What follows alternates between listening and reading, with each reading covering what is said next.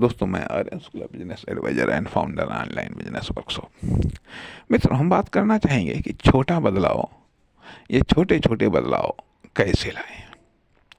जब हम ये मानते हैं कि बड़े बदलाव कठिन है, ठीक है, बड़े बदलाव कठिन है या बड़ा बदलाव कठिन है, तो क्या छोटे बदलाव या छोटे छोटे बदलाव आसान पड़ते हैं? छोटे छोटे बदलाव क्या आसान पड़ते हैं? कहीं पर ये भी कठिन लगते हैं।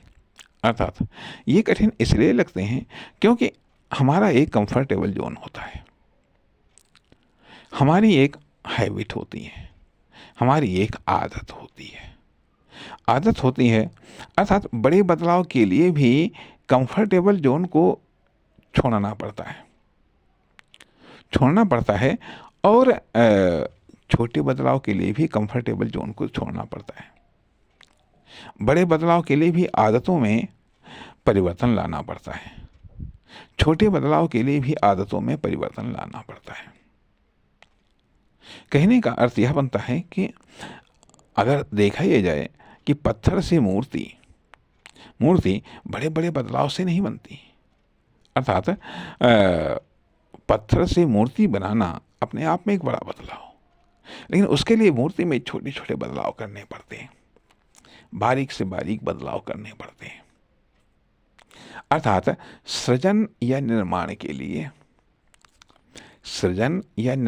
लिए छोटे छोटे यदि खुद को हमें सृजित करना है, खुद को यदि निर्मित करना है, तो छोटे छोटे बदलाव लाने पड़ेंगे। छोटे छोटे बदलाव लाने पड़ेंगे, निरंतर लाने पड़ेंगे। अब न केवल बड़े बदलावों के लिए खोज करनी पड़ती है, बल्कि छोटे छोटे बदलाव के लिए भी खोज करनी पड़ती है। कौन से वो छोटे छोटे बदलाव हैं जो आवश्यक हैं? क्यों आवश्यक हैं? अर्थात देखा ये जाए कि जब हम अपनी आदतों को बदलते हैं, या अपने कंफर्टेबल जोन में थोड़ा सा हम चेंजिंग करते हैं, अपने रूटीन में थोड़ा सा बदलाव लाते हैं, क्या हम बदल सकते हैं? और उस बदलने से क्या परिणाम हो सकता है? क्या क्या चीज़ें हम बदल सकते हैं? और जिन जिन चीज़ों को हम बदल सकते हैं, जरा उनको बदल करके तो देखें। अर्थात जब हमें आउटपुट को बदलना है तो अपने इनपुट को बदलना पड़ेगा। यदि हमें भविष्य को बदलना है तो पहले वर्तमान को बदलना पड़ेगा। वर्तमान में हम क्या क्या बदल सकते हैं और इससे क्या क्या परिणाम हो सकते हैं? कौन कौन से बदलाव को हम ला सकते हैं?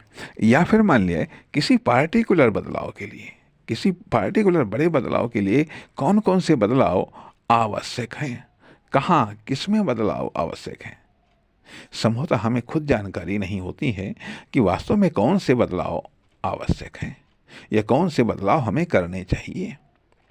पहले बदलाव को तो हम डिफाइन कर लें, चेंजेस को तो पहले हम डिफाइन कर लें। हम चाहते तो हैं कि बड़े बदलाव हो जाएं, लेकिन वो बड़े बदलाव कैसे होंगे? उनके लिए हमें छोटे बदलाव कौन कौन से करने होंगे। अभी इस भाग को यहीं पर छोड़ रहे हैं, ठीक है, क्योंकि हमें छोटी सक्सेस की भी बात करनी है। उसके बाद में फिर इन दोनों को हम कनेक्ट करने का प्रयास करेंगे। नमस्कार, धन्यवाद।